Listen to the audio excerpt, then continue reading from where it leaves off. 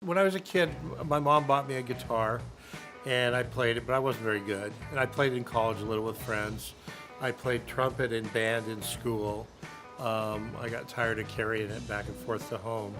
I sold it for a mini bike. I sold it and bought a mini bike instead. I was born in Los Angeles. Moved to Barstow, California when I was about 9. Grade school, high school, junior college up there, and then moved to San Diego to go to San Diego State.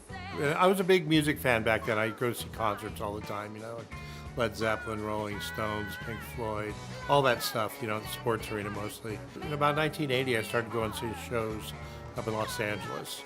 There weren't many down here at the time. There's a few.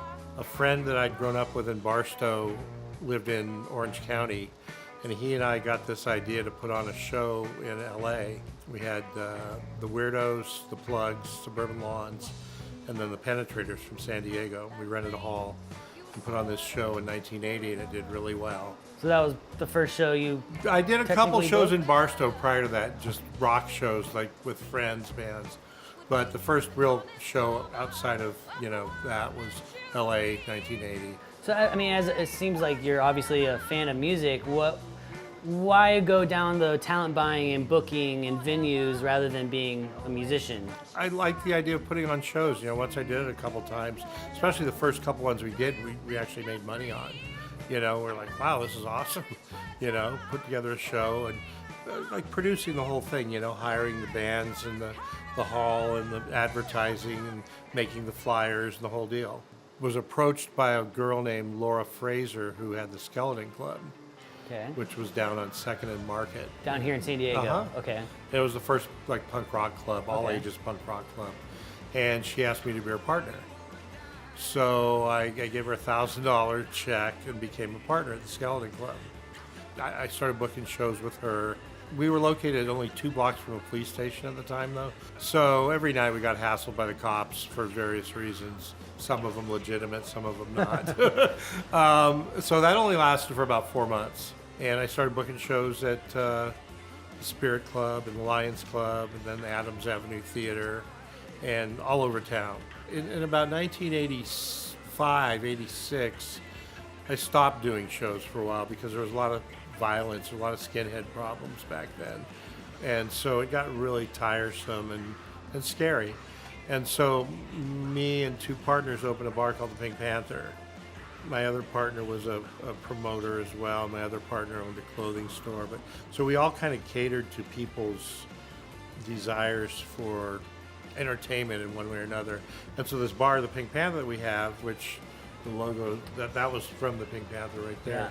But it was just a place where people could go, young people, play music. We had a jukebox and, then that was about 3 years, stopped doing shows pretty much.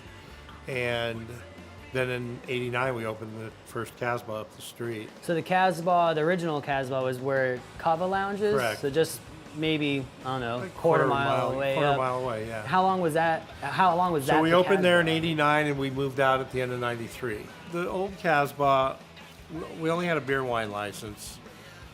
It was tiny. We had talked to our landlord. There was a radiator shop next door. We talked about maybe taking over their lease and expanding. It would have required some major construction and knocking down walls and relocating the bar and a lot of plumbing. And so we were seriously considering that. And then this place came up for sale. It was a lesbian bar called Bulk, B-U-L-C, Okay. which is club spelled backwards. Oh, okay. And it had been a leather bar called Club before, and then they just switched the lettering.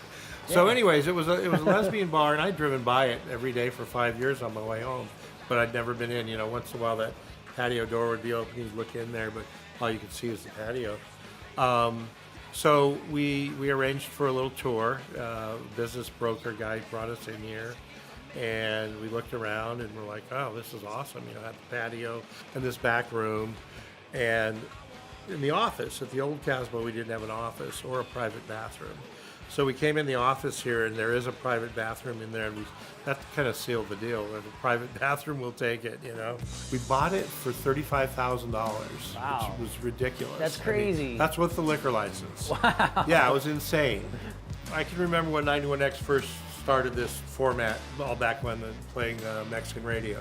I used to go down and do a Sunday night show with Kevin and Pam Wolf down in Tijuana. So you were going down with Kevin Stapleford? Yeah, Oh, wow. he had the Sunday night show. Yeah, Was it yeah. called Loudspeaker back then? No. It was something else, right? No, it's called Listen to This. Listen to This. Yes. Yes. So, and then Pam Wolf did it for a while. Yeah. So I would go down there once every couple months and just go down and I would play stuff for shows that I had upcoming. Okay. It wasn't all local, it was just whatever. Me and my girlfriend at the time would drive down there and, we'd take some beers into the station and hang out and play records for, it was actual records back then. I'd known Piles from the Pink Panther days and Lou through all the bands that, were playing here in the early 90s, and he was part of that whole thing. So it was natural that we just worked together. It's been a great thing. I mean, we've done a lot of events together and bigger shows and smaller shows, and it's still ongoing relationship that, other stations have come and gone through all that time, but 91X we're still working with, and it's a testament to, I guess, both of our longevity and stick to it. It's, that we're both still doing it. Well, congratulations on 30 years. Likewise for you guys. Thank you. Yeah. Yeah, appreciate it. And you've been a big part of the music scene here in San Diego, and I'm sure for 30 plus more years beyond. I hope so. Appreciate it. Let's give it 10. Yeah, we're starting 10. Yeah, but we appreciate everything you do for San Diego. I appreciate your guys' support. Takes a lot of parts to make it all good for everybody. Cool. So. And just so you're aware, the water in the men's bathroom, the hot water and the cold water are flipped, right? You know that? I don't know. I never go in there. Well, they are. I don't have to go in there. Because you have your own bathroom. We have our own in there. Yes, exactly.